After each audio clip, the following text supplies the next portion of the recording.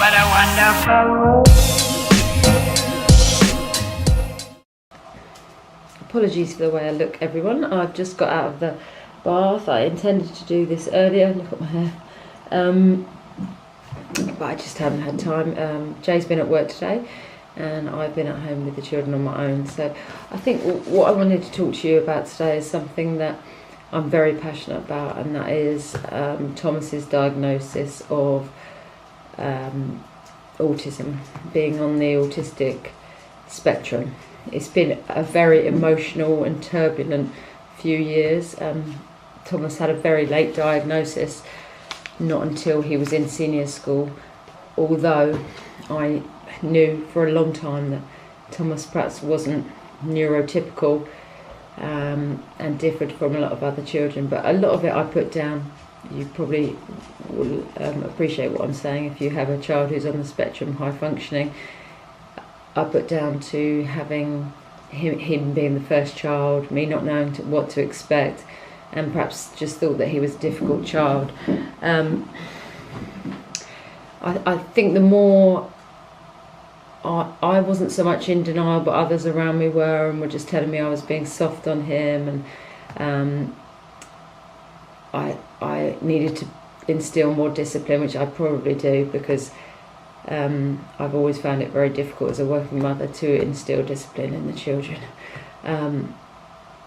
But something just wasn't always the same with Tom. He had, when he was younger, one of the first few things that I probably noticed was a bit different, but he would get toys, and rather than play with them, he would get them for the sake of having them. So he'd collect Spider-Man and be obsessed with Spider-Man for ages and ages. All the Spider-Man figures he would get, but he would never interact with them. He would never put them up and play with them like other children would. He would just have them for the sake of having them.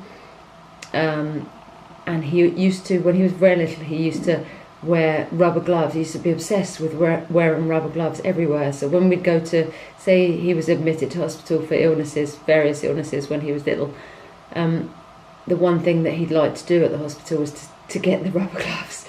We used to think it was quite sweet and quirky, but now I look back, it was probably one of the things that at that age could have signalled that perhaps he was on the spectrum. I think that first of all there is some element of denial, even when you know something's wrong, and it took a very serious incident where Tom, I looked up at the window and Tom had a noose around his neck and bullying issues for us to finally get a diagnosis, which is often the way. It takes something, when it's a high functioning autistic child, it takes something quite significant for something to happen like that, and for a diagnosis to be given. So I think that once the diagnosis is given for all of you, it's initially denial, no, he's not got that, and then you go to a screening and you watch your child, well we did, behind a glass screen, and they ask them specific questions and they try to interact with them, and then you can see it for yourself, and it just becomes so clear. It's unbelievable.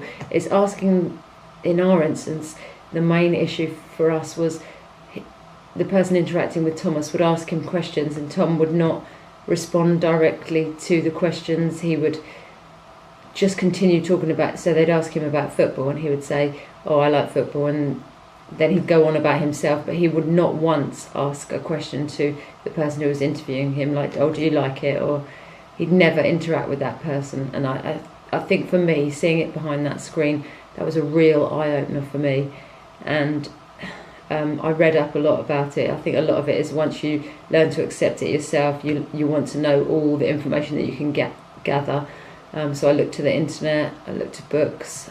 We had the National Autistic Society around letting us know all the things that we could do with Thomas, and they've been invaluable, and that's why I ran the marathon for them, because they are an incredible organisation, massively under-supported. And then I think the earlier you get the diagnosis, although it's like a kick in the teeth in some respects, the earlier you get it, the better it is for you, because you become more informed and you can really get to grips with the diagnosis and see how you can best help your child. And I think that that's why for a couple of years we struggled. First of all, it was getting our heads around it, getting the other children used to it, getting him back into school, negotiating the EHCP, which for those of you who don't know is Education, Health and Care Plan, which when your child is diagnosed, I would suggest you push for if you can. This sets out specifically their issues and how they are best served in terms of education to help them negotiate the rungs of the education ladder, which are significantly harder for someone on the spectrum, regardless of whether they're verbal, non-verbal, high functioning, low functioning. It is a significant minefield for anyone on the spectrum. So I would push for one of them, and then once you've got one of them, it becomes a bit easier to get a school of your liking, although we have still had a 2-year struggle to get Thomas into a special school, a school that wasn't low functioning enough that he would feel uncomfortable, but one that catered to his needs and his social inadequacies that is so often associated with autism. I think another thing that we've had to negotiate along the way is sibling relationships, particularly his closest in age sibling, who has found it very difficult to deal with Tom's issues, and initially his tendency to be violent when he was having a red mist moment. Now we are getting through that battle, but your normal sibling rivalry is tough. Well, this is probably that times 10. The violence can be quite hard at times, particularly as they get older.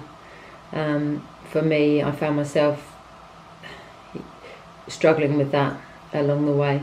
And there's a constant battle that even when you've got your head around it, for acceptance within society, acceptance within the family. I think for a while my mum didn't really, from being from a different generation, she didn't really understand it, but now she does, and she's fully supportive, and she's brilliant with him, probably better than anyone else within the family now, and she will fight tirelessly, as I do, to get support for everyone on the spectrum now. And I think that it's made us all better people. It's making me get upset now actually thinking about it, but I think for so long you are just struggling to understand your child, and then when you do, you're just trying to struggle to get the world to understand him. So and then it makes you more understanding of other people's faults and disabilities, and just makes you a much better person, in my opinion.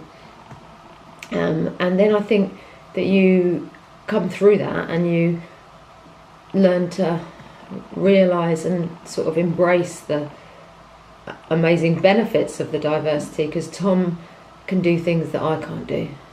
He has this innate ability to make things from nothing. So he loves playing, well, he doesn't so much now, but he did love playing online games, and he worked out a way that he could charge people to get through certain levels on the games, and so he made an absolute fortune online from doing that. So it just shows you, even though he was only 14, 15 at the time, just shows you that the entrepreneurial spirit is much more alive in him at that age than it ever was in me. So my fears for him have changed. I used to worry that he perhaps would struggle getting a job and that, but now it's just finding his niche that I worry about, because he has got so many different benefits and so many different special talents that I absolutely didn't have at his age. He is truly an awesome individual, and it's just getting people to understand his quirkiness, and that's hopefully where I will help him, and he will be helped by his new school, which is already making him a better person, I think, in many respects, and understand his weaknesses, which I think he hadn't really understood before, but he spots them before anyone else does now. And the red mists, so few and far between now. I really enjoy spending time with him. He's become like a friend more, because we sit down and we talk about it, and he's an absolute pleasure to be around now. but you have to go through the bad to get to the good, and I think that it makes you more appreciative of when it does get good. And that's why this year or next year, because we're now just into summer, but I'll be running the London Marathon again for the National Autistic Society. Even though I've recently broken my foot and my ankle, there's nothing I'd rather do than take on a challenge to get back into fitness and to do the marathon for autism again. I'm not going for as fast a time because I know that it will be hard given my foot and the rehabilitation, but I'm going to really enjoy it this time, and I'm going to take you all with me. I'm going to use a GoPro, and I'm going to do all I can to raise awareness for autism for all those children that struggle every day with social inadequacies and with sensory issues that we couldn't possibly begin to understand. That's all. And I'd give up forever to touch you, 'cause I know that you feel me somewhere.